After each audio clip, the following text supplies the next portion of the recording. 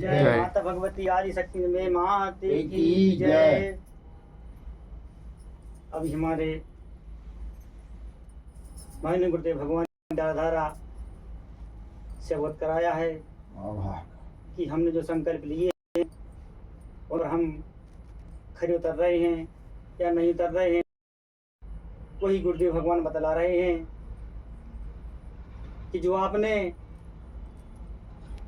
आश्रम में जाकर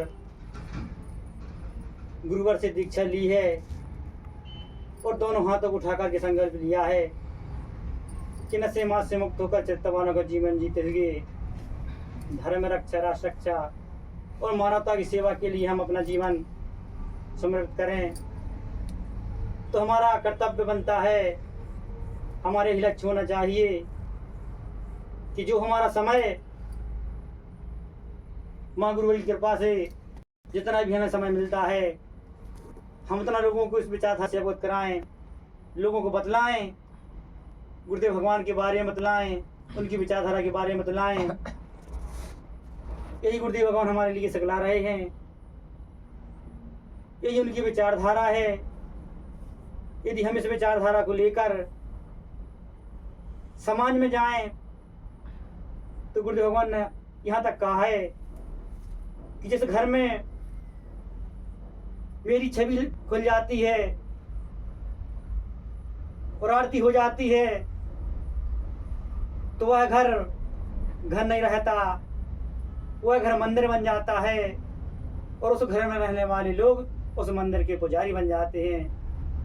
तो इसमें कोई संशय वाली बात नहीं है, क्योंकि यह क्रम कोई साधारण क्रम नहीं है।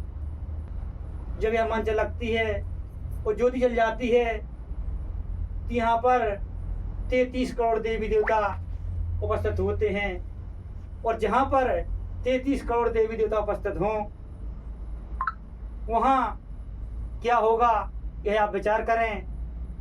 यह क्रम देखने में तो छोटा है, लेकिन इसकी ऊर्जा बहुत विशाल है, क्योंकि जब हम कहते हैं कि अब सौंप दिया है जीवन का सब भार तुम्हारे हाथों में है, जीत तुम्हारे हाथ में और हार तुम्हारे हाथों में।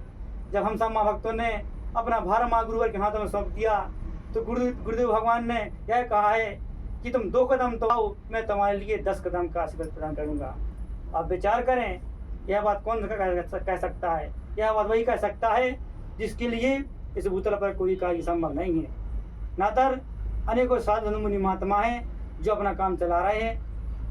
आज तक सिर पे गुरुदेव भगवान ही हमारे बीच हैं, जो मानवता को मार के दिखा रहे हैं। तो मैं अब ज़्यादा कुछ ना कहता होगा, गुरुदेव भगवान की विचारधारा में अंत है।